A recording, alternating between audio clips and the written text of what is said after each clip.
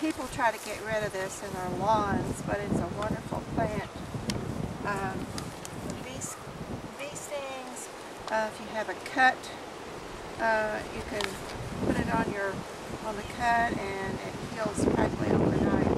This is called English plant.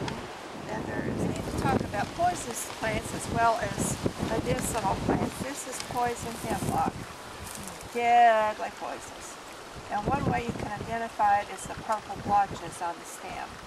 Okay? And it can be mistaken for Queen Anne's lace because the leaves look similar and the bloom looks similar. This is blackberry that's just about ready to bloom. This is the leaves of this, good for diarrhea, the same as raspberry. Okay. This is a buckberry bush. Some people call it doughberry bush, but in the fall it has a little tiny red berry, kind of a wine-colored berry, and the deer like these.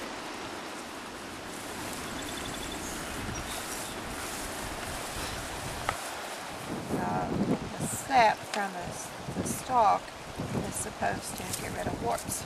Oh. This is some Queen Anne's lace that's just coming up. But see, the leaf of it looks something like the poison hemlock, like a fern-like look. Walk down and see the peppermint. Smell that. It smells good. You can make a tea out of that for an upset stomach, or just make a tea. It's very relaxing. This is jewelweed. Jewelweed is a remedy for poison ivy. So if you're out in the wild and you get into poison ivy, just rub it, on the. This is common milkweed. And it's edible and it's good.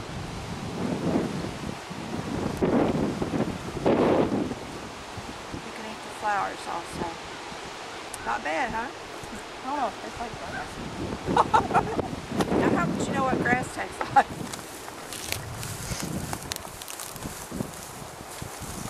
This is yellow dock.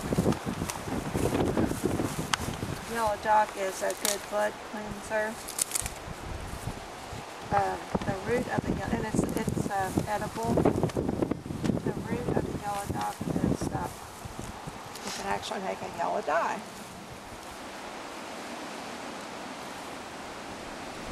This is garlic mustard. Of course, if you don't like garlic, you're not going to like this, but...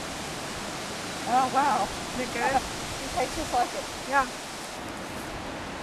This is called dead nettle, and it is an edible plant. It's one of the first plants that blooms in the spring. I don't want to get into that, but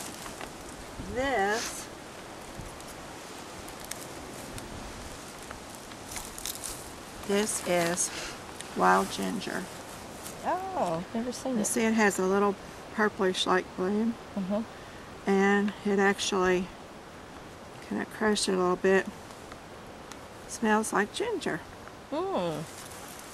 Yes, it is. So you can use it just like you would ginger that you buy in the store. I used to be afraid to touch this because I thought it was poison oak, but it isn't. So you can rub it on your face and it's not going to hurt you. This is Virginia creeper.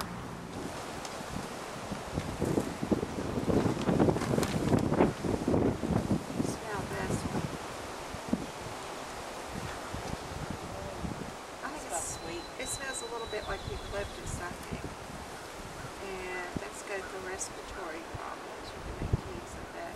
is also edible, and it's called corn salad. And then this plant here, it looks a little bit like cleavers, but it isn't.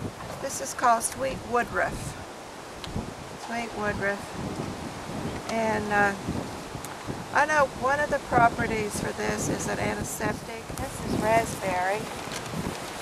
The raspberry and blackberry look similar as far as the plant, but the raspberry vine has a purplish stem and the blackberry does. It's wild oregano. It's also called marjoram. It's also called bee balm. In about a month from now, it'll have a real pretty purplish bloom. But it can be used for seasoning. You can make a tea out of it for stomach problems. And it's for fevers and flu. And it's a plant that was used many, many years ago by our forefathers. I was talking to a lady earlier, and she said it was used for pneumonia, just any kind of problem where you had a fever. It breaks the fever. Burdock root is one of the alternative medicines for cancer.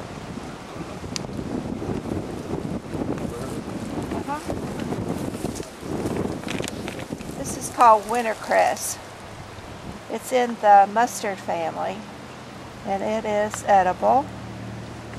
There you see the yellow bloom.